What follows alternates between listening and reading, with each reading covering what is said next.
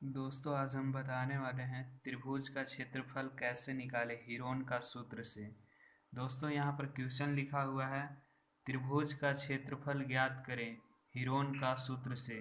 इसके लिए क्वेश्चन में हमारा एक त्रिभुज भी दिया हुआ है। त्रिभुज का नाम ABC है।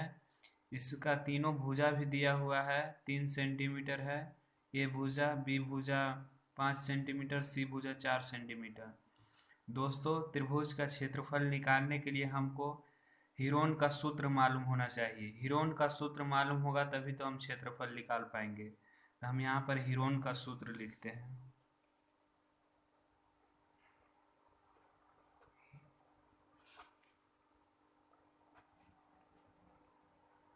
ये हुआ हीरोन का सूत्र बराबर रूट ओवर एस, यहाँ पर ब्रैकेट में होता है S minus A, S minus B, S minus C. ये हीरोन का सूत्र होता है। इसमें तो ए बी सी ये तो हमको पता है कि भुजा दिया हुआ है, पर यहाँ पर एस मालूम नहीं है। एस के लिए भी सूत्र होता है, एस निकालना पड़ता है हमको। तो हम यहाँ पर भुजा लिख देते हैं। ए बराबर 3 सेंटीमीटर, बी बराबर 5 सेंटीमीटर, सी बराबर 4 सेंटीमीटर।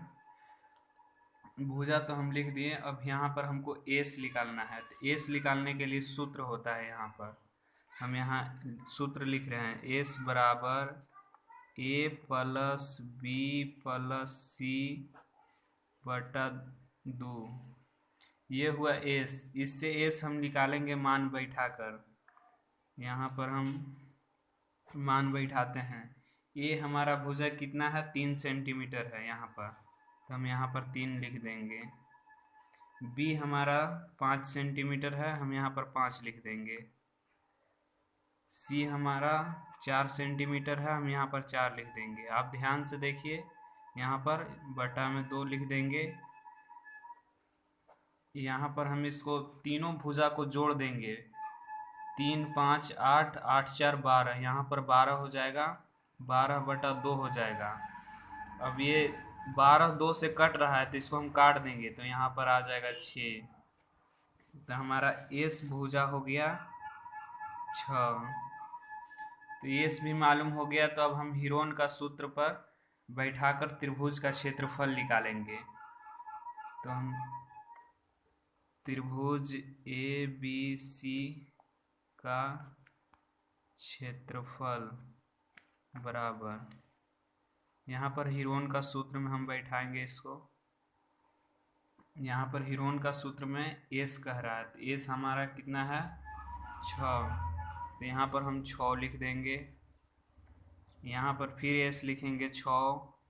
ए भुजा हमारा यहाँ पर 3 सेंटीमीटर है, तो हम यहाँ पर 3 लिखेंगे, ब्रैकेट बंद कर देंगे।